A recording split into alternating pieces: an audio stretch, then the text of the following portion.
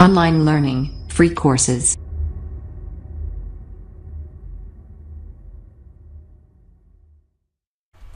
Alright, so in this video we're going to be diving in and getting a little bit deeper, and we're going to be talking about how to choose a niche on Fiverr. There are over 160 possible different niches that you can choose from to set gigs for in Fiverr. So when you are asking yourself, okay, what gig should I offer?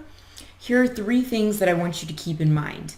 Number 1, what are the current best-selling gigs on Fiverr? That's going to help you know what people are highly seeking, right? You're gonna know what they want to buy.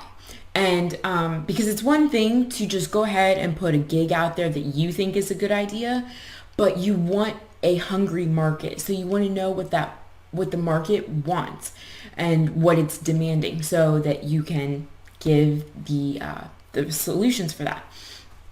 The second thing that I want you to keep in mind is, what assets do you currently have at your disposal that you can use on Fiverr? This could be any number of things, really. I mean, I have seen some crazy things offered on Fiverr. You can offer, anything from like little sorts of trinkets. Like, I've seen people make like jewelry for under $5. Maybe they have a jewelry business that they already are running, and they have little items that they've already created. That would be a great way to get rid of some extra inventory. Maybe it's very simple designs. You don't want to offer anything too elaborate, but now that Fiverr does offer those higher priced packages, you could offer things that are $100, $200 even. So you could even offer physical items like that. Another thing would be, maybe you are located in a really big city with a lot of foot traffic. New York City, Boston, Miami, wherever it may be, any large city. You can offer to post flyers and things online so that people are able to see people's listings. I've seen a lot of those on Fiverr, and they do pretty well. You could also offer, if you have a nice face, pretty face, you're a girl, you can offer to hold a sign for someone's business or company. Or I've even seen people will, paint their face or paint their bodies with, whatever your message may be. So that's another like unique kind of thing that you can offer.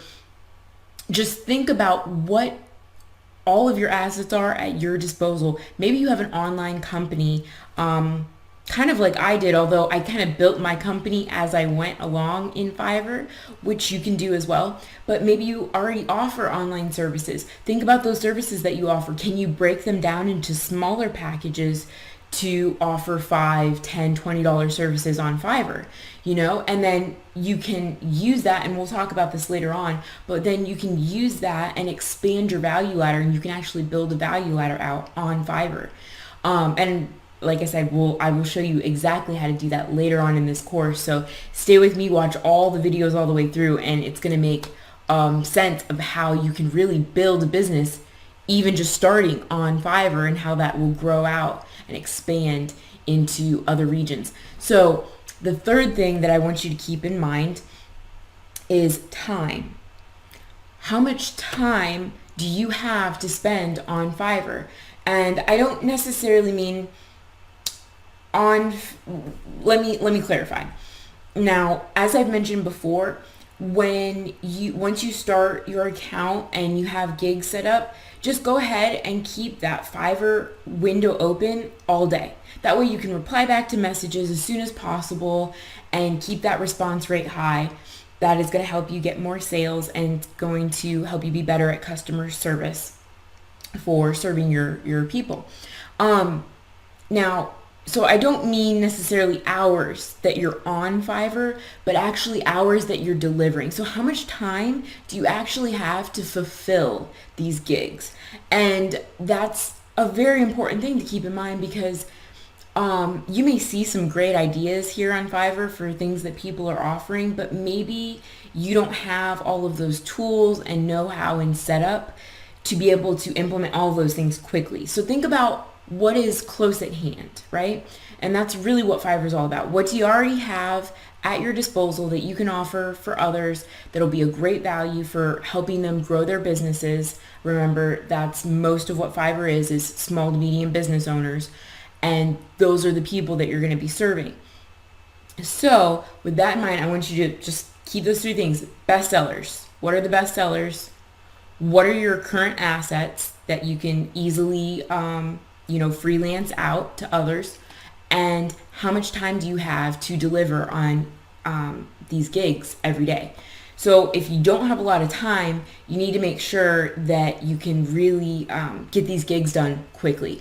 And the rule of thumb that I like to use is $1 per minute. So if you have a $5 gig, that gig shouldn't take you more than 5 minutes to deliver. That may sound like, oh, that's a little cheap, but here in America especially, like, that's about equivalent to our time, and for some people, unfortunately, they get paid a lot less than that. However, to really make Fiverr be worth your time and your energy, that's my rule of thumb. That's what I recommend doing. That's the way that you can actually make a good sum of money without spending too much time and energy that feels like, you're not getting much back in return. So you want to make sure that everything that you're doing is worth your time, but you're not spending too much time delivering these gigs. So rule of thumb, $1 per minute.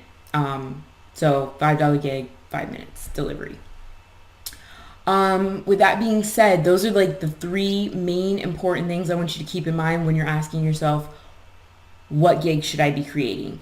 In the next video, we will dive even deeper and we will do a little bit of research and showing you how to find the best-selling gigs on Fiverr so that you can make the best decisions in what to offer. So stick with me in the next video.